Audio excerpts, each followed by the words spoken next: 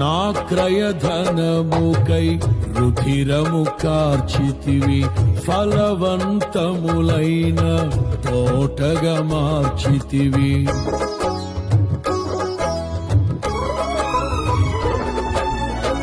నా క్రయధనముకై రుధిరము కార్చితివి, ఫలవంతములైన తోటగా మార్చితివి. ఫలితము కొరకైన శోధన కలిగినను ప్రతిఫలముగా నాకు ఘనతను నియమించి, ఆశ్చర్యకరమైన ఆదరణ కలిగించి, అన్ని వేళలయందు ఆశ్రయమైనావు. ఎంతగా కీర్తించిన నీ రుణమే నే తీర్చగలనా? ఇదే కదా నీలో పరవశం, మరువలేని తీయని జ్ఞాపకం.